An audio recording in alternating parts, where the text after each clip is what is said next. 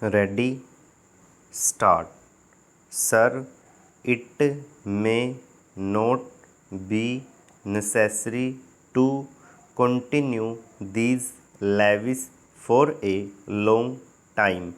Rather, I am inclined to think that before long it may be possible to give up some of them. At least I have very valid reasons to think so. Our public undertakings are coming to their own, and some of our important irrigation and power projects have just been completed. Some others are nearing completion, and in due course, I think in the very near future, they must yield returns. This will go for a long way to lighten the burden of the common man. We might, sir, also resort to some other ways.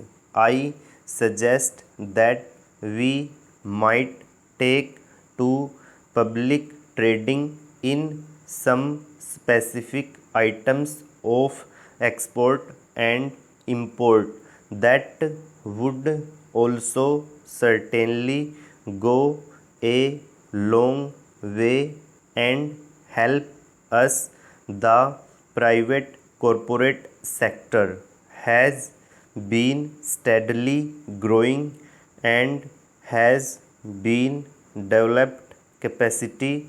It is sure to benefit from all these present concessions and develop greater capacity. This sector must come forward to meet new demands for taxation in the future.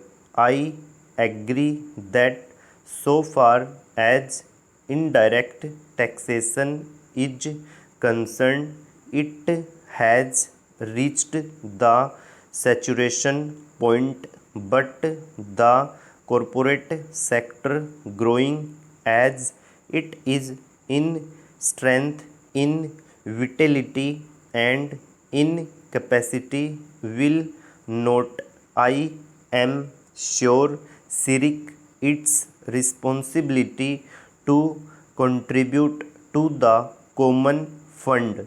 I wish, sir, the committee which had been appointed to go into where the additional national income had gone, had entered upon its labors a bit earlier and had made its findings available to us.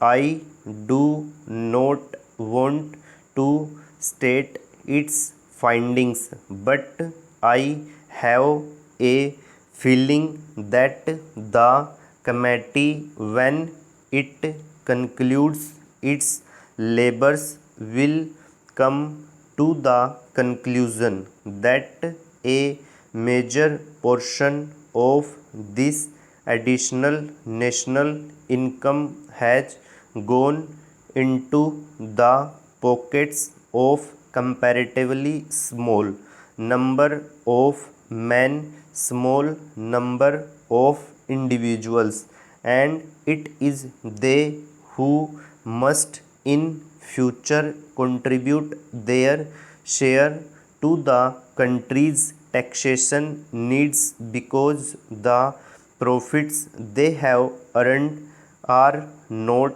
all due to their own efforts and enterprise. Only to a very large measure they are the result of the economic policies of the government and due to certain other circumstances to which they did not contribute anything. Therefore, there is ample justification for the two taxes, the capital gains tax and the excess profits tax.